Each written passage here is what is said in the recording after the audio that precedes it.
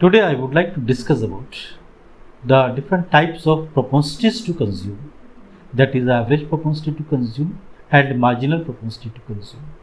I would also like to tell you about how the marginal propensity to consume of a poor person is more than that of a rich person. Average propensity to consume is very important in economics.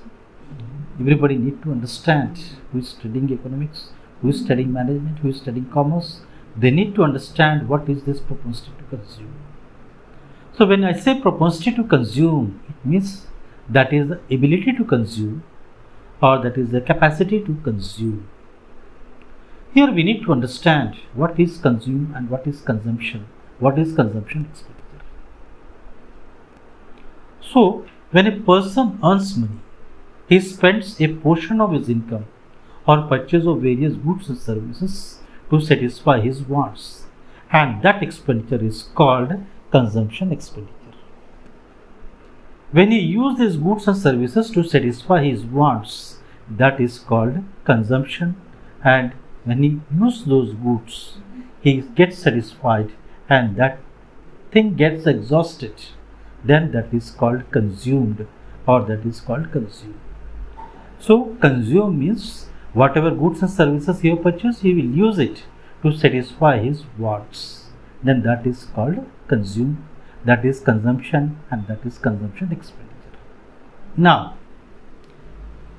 the propensity to consume, how much portion of the income an individual is able to spend on purchase of various goods and services is called propensity to consume. If a person earns 100 rupees and he is ready to spend 70 rupees on purchase of various goods and services to satisfy his wants, then his propensity to consume is 70 rupees out of 100. That is 70%. The formula used in economics to calculate average propensity to consume is C upon Y. That is the ratio of consumption to income. When I say Y means that is national income. We can take it as individual income or personal income also when we consider the individual cases.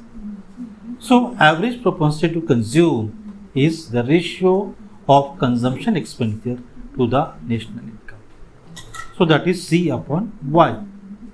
If suppose national income is 100 and the consumption expenditure is 70, then we write it as 70 upon 100. Then that is giving you 70%. 70% of the income is spent for what? Consumption expenditure. So that is your average propensity to consume. Then another propensity to consume is the marginal propensity to consume. Marginal propensity to consume means the formula here to calculate marginal propensity to consume is del C upon del Y. Here del C means change in consumption and del Y means change in income. If suppose the income of the person increases, then what proportionate change is taking place in expenditure? That ratio we are making, and that is called your del C upon del Y, and that is called marginal propensity to consume. So here there are two propensities we have seen. One is your average propensity to consume and your marginal propensity to consume. Then in economics it is believed that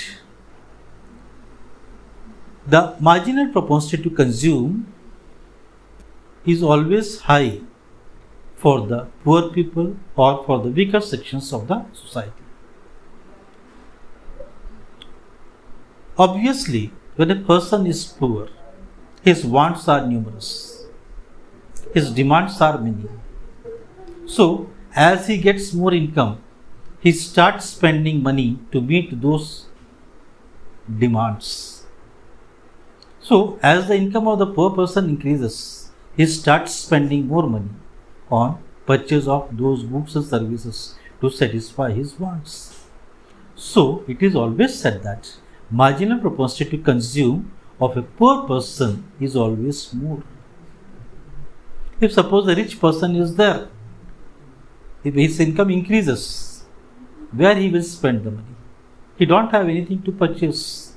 He don't have anything to buy and use because he is having everything. So he will not purchase. He will increase his savings. So the marginal propensity to consume of a rich person is always less. Here I would like to explain you how this marginal propensity to consume of a poor person is more through an example. Suppose a person is there, he is having a bicycle. So he always wants that he should have a small moped or he should have a small bike. So as the income increases, his first preference is to buy a bike or to buy a moped. So as the income increases, he will try to buy that bike. So after some years, he purchased that bike because his income is going on increase. Now after purchasing that bike, he thinks that if he have a small car, that will be more comfortable. His life will become more comfortable. So his next plan is to buy a car. So as the income increases, after some years, he will make an effort to buy the car.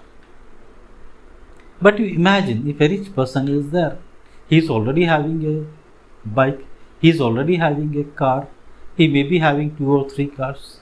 So even if his income increases, he don't want to buy a car or he don't want to buy a bike. So